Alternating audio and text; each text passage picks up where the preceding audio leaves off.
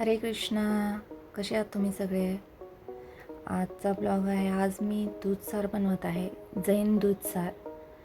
तर दुधाचा सार असतो तो आणि खूप टेस्टी असतो खायला प्यायला. चपाती संग, ब्रेड संग तुम्ही खाऊ शकता. सॉरी, मी सगळा व्हिडिओ बनवू शकले नाही. मला मसाला बनवल्यावर लक्षात आलं की अरे हा व्हिडिओ काढला असता तर चांगला झाला असता, पण मी तुम्हाला याची रेसिपी सांगेनच. पहिला ओल्या नारळाचं खोबरं जरासं किस करून घेतला.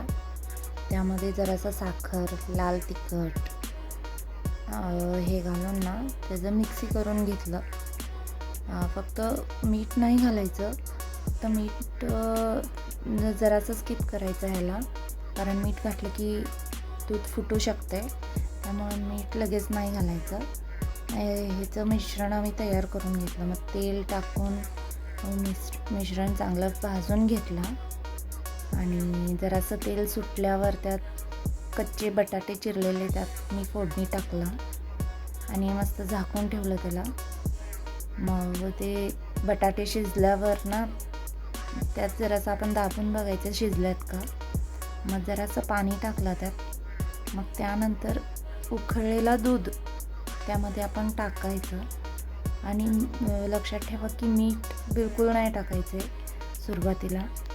जेव्हा आपण खातो ना त्यावेळेस ताटात मीठ ठेवायचं, मग ते फुटत नाही दूध. जर आधीच आपण टाकलो मीठ वगैरे तर दूध फुटायची शक्यता असते. तर अशा पद्धतीनं अजून एक मी त्या मिश्रणात काय घालायचं ते सांगायचं विसरले तुम्हाला. जेव्हा तुम्ही मिक्सर करताय खोबरं आणि जरासं तुम्ही कोथिंबीरही घालू शकता.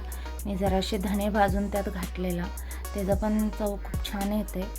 तर तुम्ही नक्कीच करून बघा. जैन पद्धतीचा आहे हा.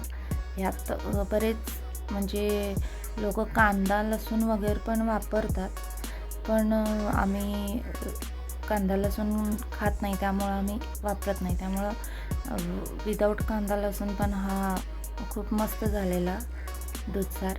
तर नक्की ट्राय करा तुम्ही आणि तुम्हाला कसं वाटलं हेही सांगा मला. मी नक्की डिस्क्रिप्शनमध्ये मी टाकेनच काय काय इन्ग्रेडियंट मी घातलेलं आहे. तर चला बघूया आपला दूध सार आणि कसं तुम्हाला वाटलं तेही मला कमेंटमध्ये सांगा. चला भेटू. हरी बोल.